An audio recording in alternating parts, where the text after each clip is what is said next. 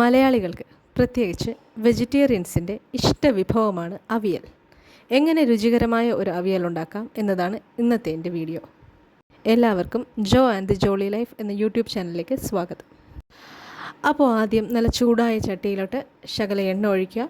ആ എണ്ണ ചൂടാകുമ്പോഴത്തേക്ക് അതിലേക്ക് അവിയലിന് ആവശ്യമായ മലക്കറി ഇട്ട് അതിലൽപ്പം ഉപ്പും ശകല മഞ്ഞൾപ്പൊടിയും ചേർത്ത് നല്ലോണം ഇളക്കി എല്ലാ മലക്കറികളിലും ഉപ്പും മഞ്ഞൾപ്പൊടിയും ആയതിനു ശേഷം ഈ മലക്കറികൾ വേവാൻ പാകത്തിനുള്ള വെള്ളം ഒഴിക്കുക. വെള്ളം ഒഴിച്ച് ചെറു തീയിൽ അടച്ചു വെച്ച് വേവിക്കുക. നമുക്കെല്ലാവർക്കും അവിയൽ ഉണ്ടാക്കാൻ അറിയാം.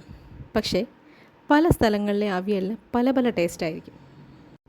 ഈ ഒരു രീതിയിൽ വെക്കുന്ന അവിയലിന് ഒരു പ്രത്യേക ടേസ്റ്റാണ്, നല്ല രുചിയുമാണ്, എല്ലാവർക്കും ഇഷ്ടപ്പെടുകയും ചെയ്യും. എല്ലാവരും ഒന്ന് ട്രൈ ചെയ്താൽ കൊള്ളാമായിരിക്കും.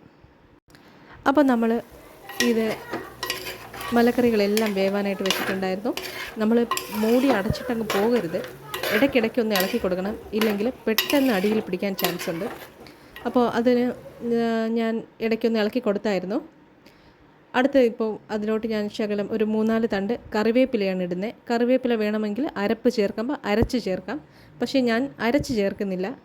ഞാനിവിടെ അരപ്പ് അരയ്ക്കാനായിട്ട് 1 കപ്പ് തേങ്ങ, അതിൽ ഒരു 1/4 ടീസ്പൂൺ ജീരകം, ഒരു 7 കൊച്ചുള്ളി, ഇത്രയും ചേർത്ത് അരച്ച ഒരു അരപ്പാണ് ചേർക്കുന്നത്.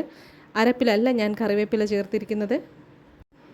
ഈ അവിയലിന് ഏറ്റവും രുചി കൊടുക്കുന്ന ഒരു മെയിൻ സാധനം ഇതിൽ കൊച്ചുള്ളിയാണ്. നമുക്കറിയാം, കൊച്ചുള്ളി എന്ത് കറിയിലിട്ടാലും വളരെയധികം ടേസ്റ്റാണ്.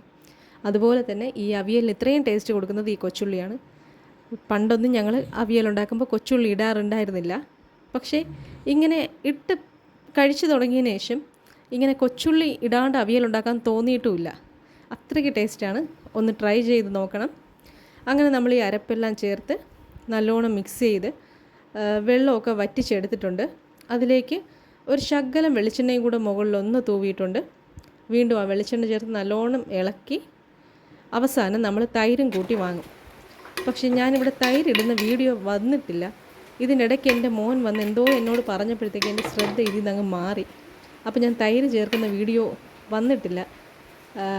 ഞാൻ പക്ഷേ തൈര് ചേർത്തിട്ടുണ്ട്.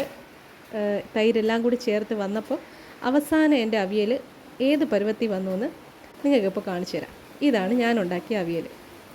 കാണാൻ വലിയ ലുക്കൊന്നുമില്ലെങ്കിലും അപാര ടേസ്റ്റായിരുന്നു കേട്ടോ. അങ്ങനെ ചോറും നല്ല ചൂട് മീൻ കറിയും ഒരു കഷ്ണം മീൻ വറുത്തതും ഒക്കെ ചേർത്ത് ഞാനും എൻ്റെ മക്കളും